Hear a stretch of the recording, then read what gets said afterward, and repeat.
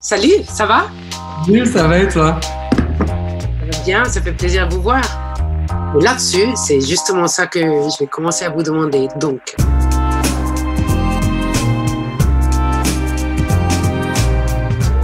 comment vous avez vécu le lockdown? Où est-ce que vous l'avez vécu, j'imagine, ensemble? Et comment vous avez réussi à continuer à créer pendant que vous étiez isolés, donc vous ne sortiez pas, que vous ne voyez pas le monde et les gens? On a vécu ça. C'était assez progressif quand même. Ça n'a pas été très brutal parce que je trouve que on était, ouais, ça s'est fait en plusieurs étapes. Donc c'était pas très violent. Puis nous, on sortait de la collection du défilé. Oui. C'est normalement la période à chaque fois où on se repose, où on s'inspire, etc. Donc en fait, ça tombait plutôt au bon moment. Donc on était assez heureux et bien chez nous à Paris. Et donc voilà. Et ensuite, ce qui est intéressant, c'est que ça a déclenché en nous plein d'envie de créer des projets, d'aider, de se rapprocher des gens qui ont besoin d'aide. Et on a développé comme ça pendant tout le confinement plusieurs petits projets parce qu'on avait envie de se sentir concerné et de faire des choses.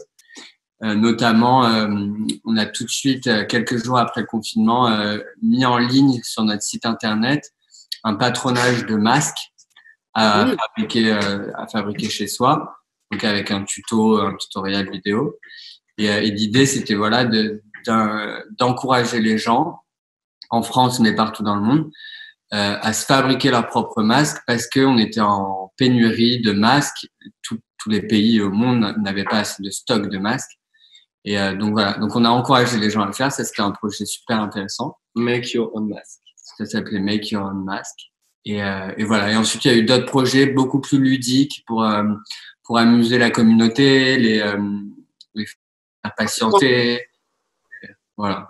Donc c'était intéressant finalement de prendre le temps de parler avec notre communauté et aussi de se recentrer sur les valeurs de notre marque. Et bizarrement, c'était assez inspirant. Évidemment, c'était dur, on était privés de liberté, etc. Mais je dis toujours, Sébastien arrive à créer avec juste un téléphone et un iPad.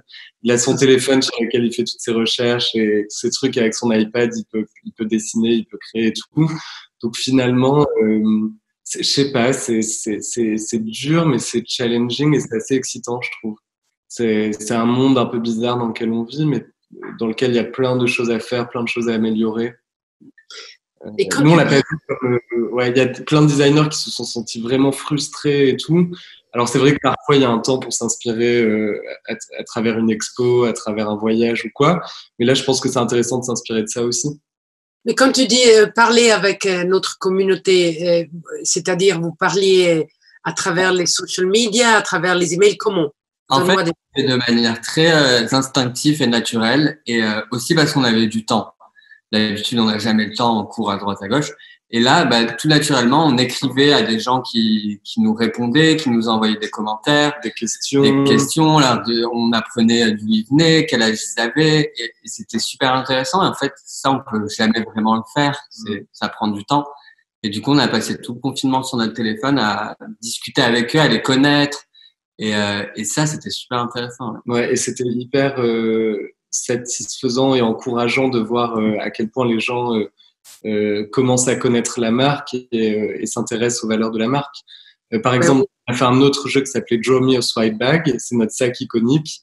Et on a demandé aux gens de dessiner un swipe bag chez eux de façon digitale. Et on a reçu 500 dessins extrêmement drôles et différents et inspirants à travers le monde entier. Enfin, c'est génial de pouvoir interagir avec les gens comme ça.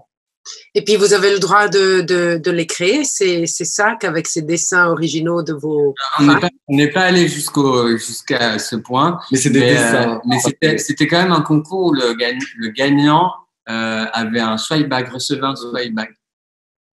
Ça, c'est génial. Et j'aime beaucoup me rendre compte que, en fait, c'est très, très cohérent avec votre ADN, le ADN de votre marque, la façon dont vous êtes devenu connu, en fait, la façon dont vous vous êtes lancé. Vous avez lancé vos collections, donc très digitales, et d'entendre que vous vous êtes pas senti isolé parce que vous avez eu accès à ça, c'est super sympa. Ça montre que que c'est honnête, que c'est genuine ce que vous faites. Donc, bravo. Et puis, et donc, voilà, donc vous êtes inspiré par aussi un peu ce que votre communauté vous a dit, mais est-ce que vous voyagez avec des livres d'art, comment vous créez des images dans votre tête sans voyager? Alors, je pense qu'on fait partie d'une catégorie de designers qui sommes pas vraiment inspirés par les voyages ou comment dire. Si. En fait, on est inspiré quand on voyage à Tokyo, quand on voyage. C'est génial de voir des millions de choses Si, bien sûr, mais c'est vrai qu'après, dans notre manière de travailler, on est assez pragmatique, mais dans le bon sens du terme. C'est-à-dire qu'on aime faire des vrais vêtements que les filles portent, pas des choses farfelues ou trop extravagantes. Donc, en fait, on peut s'inspirer de notre ami qui vient, de nos amis, des gens qu'on voit dans la rue. Ce que je voulais dire, c'est qu'on peut pas on n'arrive pas à travailler en étant inspiré par notre voyage à Marrakech et faire une collection sur Marrakech, en fait. Oui. C'est quelque chose de plus axé produit, design, en fait. Ouais. Donc, voilà. Très bien. Et donc, je vais vous demander comment vous allez présenter, donc là maintenant en juin, juillet, en digital, ça m'étonnerait que vous ayez des problèmes, mais oui, qu'est-ce que vous avez préparé, qu'est-ce que vous pensez de la semaine de la mode totalement digitale? Alors c'est une grande question, on n'a pas encore la réponse. C'est une opportunité pour nous, parce qu'on adore ça. Lorsqu'on a relancé Coperni, on a fait un projet qui s'appelait Copernice Your Life. Après, on a fait un deuxième qui s'appelait Coperni Arcade. On adore toujours se lancer dans des aventures digitales comme ça, dans lesquelles on peut montrer nos vêtements, bien sûr, et interagir avec notre communauté et tout. Donc, c'est sûr que Sébastien commence à avoir plein d'idées et tout. Je pense qu'on va s'éclater, mais après, est-ce que tout doit être digital? Je pense que chaque marque fera un peu ce qui est le plus proche de son authenticité et c'est un peu dur quand même d'être privé d'une Fashion Week parce que c'est un beau moment de rassemblement. Si on l'a pas en septembre, c'est pas grave. Nous, on trouvera d'autres astuces pour s'exprimer. Mais du coup, je crois que bizarrement, c'est intéressant d'avoir cette grosse claque qui fait que tout le monde va devoir un peu essayer des choses et qui, j'espère, à l'avenir, vivront ensemble. C'est ça qui peut être pas mal. C'est-à-dire qu'avant, c'était que physique, vraiment, 99%. Là, ça va être que digital.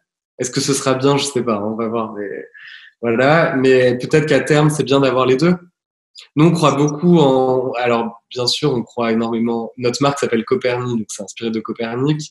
Donc, on adore la science, le progrès, l'astronomie, la technologie, l'innovation, toutes ces choses-là. Et du coup, on n'a pas du tout peur de la technologie. Au contraire, on veut vraiment que les deux cohabitent. Après, je pense que le challenge en tant que jeune créateur, c'est de ne pas juste utiliser le digital comme un moyen de diffuser des images ou des vidéos, parce que ça, en vrai, on le fait depuis toujours. Oui, tout le monde. C'est plus de détourner les outils qu'on a et d'en faire quelque chose d'innovant. Donc, de quelque chose d'interactif avec le client, qui se sent engagé dans une histoire, dans une aventure, je pense qu'il est vraiment là, le challenge. Et le gros challenge aussi, ça va être de véhiculer de l'émotion, parce que le digital, c'est assez froid. Bien sûr. Du coup, mais il y a plein de choses à faire, ça va être trop bien. Pour terminer, j'aimerais savoir, est-ce que vous allez présenter une pre-collection maintenant en juin, juillet, dans notre digital showroom? Alors, en fait, on aimerait prendre un peu de recul quand même par rapport aux pré-collections qui sont, à notre avis, plus trop actuelles. Ça fait beaucoup de collections par an. Elles ont pris beaucoup de place par rapport aux main collections qui sont vraiment là où on s'éclate et qu'on raconte nos envies créatives. Après, on croit beaucoup aux drops, aux capsules. Donc là, en l'occurrence, c'est pas une pré-collection juste histoire de vendre des vêtements entre deux saisons. C'est vraiment une capsule autour de l'amour. C'est un thème qu'on avait déjà développé avant la crise et qu'on a décidé de maintenir parce que c'est des causes pour lesquelles on se bat depuis toujours. En l'occurrence, il y a un gros partenariat avec le site d'Action qu'on fait chaque saison et qui sera encore plus fort dans cette capsule. Et il y a par exemple un t-shirt qui est en partenariat avec Mark Handley, un artiste américain qui se bat aussi pour ces causes-là et qui est super beau. Après, il y a des vestes avec des formes de cœur, mais très minimales, très chic, un peu uniformes. Évidemment, c'est pas le côté love cucu, mais c'est le côté love minimal, gattaca. Ouais, un peu uniforme. Ouais. Ouais. Et qu'on mixe avec des produits plus technologiques, avec des claviers, des boucles d'oreilles d'ordinateur ou des touch tools. Tu sais, ils ont sorti ce nouveau truc, le touch tool pour avec la crise pour pas faire son code de carte bleue ou pour pas ouvrir une porte pour les microbes. C'est des espèces de jolis objets. Voilà. Donc on a redesigné un peu en forme de swipe bag comme ça, très Copernic. Et voilà, et on va développer comme ça des accessoires assez intéressants. Je me réjouis énormément de voir tout ça. Ouais. Bon, ben, merci beaucoup. Donc, bonne chance pour la suite et puis à bientôt dans la Digital Showroom. Super. Merci. Merci. À bientôt. Bisous, okay. merci. À bientôt.